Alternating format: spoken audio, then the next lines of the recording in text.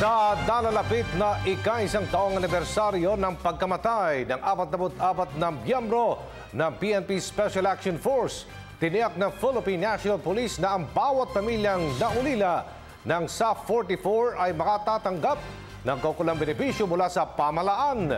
Si Waywaya makalma sa detalye. Sa nalalapit na anibersaryo sa pagkamatay ng 44 na PNP Special Action Force ay isang bantayog ang ginawa ng Philippine National Police para sa kanila, kung saan nakaukit ang bawat pangalan ng mga nasawing 44 na PNP SAF na nasawi sa madugong engkwentro sa Barangay Tuca, Nalipaw, Mamasapano, Maguindanao noong isang taon. Ito ay kanilang inilagay sa bantayog ng mga bayaning taga-pamayapa sa loob ng Campo Crame. Sa Lunes ay may isang programa ang gagawin ng PNP para sa SAF 44 na kanilang itinuturing mga bayani ng bayan. Ginawa ito ng PNP nang sa gayon ay hindi nila malilimutan ang kanilang sakripisyong inalay para sa bayan. Nalalagay natin ang kanilang mga pangalan para sila sa mahaba ng panahon ay makikita, mababasa ng ating mga kabataan, pamilya, kung sino man na gustong makita at magunita ang kabayanihan ng ating mga kapulisan.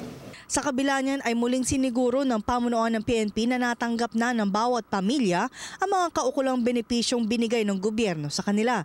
Katunayan, sa unang bugso ng pagbigay nila ng mga benepisyo ay umaabot sa 2 milyong piso in cash ang kanilang naiabot sa bawat pamilyang naiwan ng SAF 44.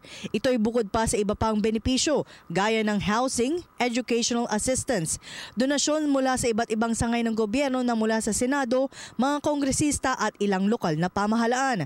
Higit 69.5 million pesos naman ang kabuang bilang ng donasyon na mula sa mga pensyon, Office of the President, PNP at NAPOLCOM.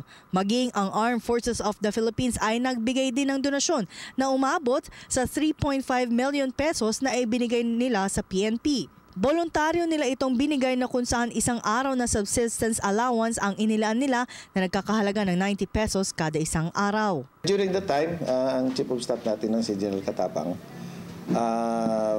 all the soldiers voluntarily gave 30 pesos. Kasi during that time, ang subsistence allowance namin is 90 pesos a day. 30 pesos ang out of that 90 a day ibinigay. So, General Katapang turned over 3.5 million para sa lahat ng 44 yon, hati-hati sila. Nabigyan pa ng PNP ng mga trabaho ang mga asawa at ilang kaanak ng mga biktima na una nilang hiling kay Pangulong Aquino. Nanawagan naman ang PNP sa mga pamilyang hindi pa nakakatanggap ng benepisyo ay maaari naman sila pumunta sa kanilang tanggapan ng Directorate for Personnel and Record upang maasikaso nila ito. May advice ko sa kanila, pwede silang immediately mag-proceed sa office namin sa DPRM para naman mabigyan namin sila ng assistance.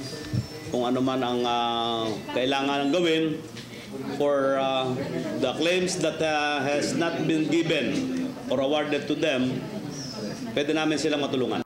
Para sa Telebisyon ng Bayan, ako si Waywaya Makalma.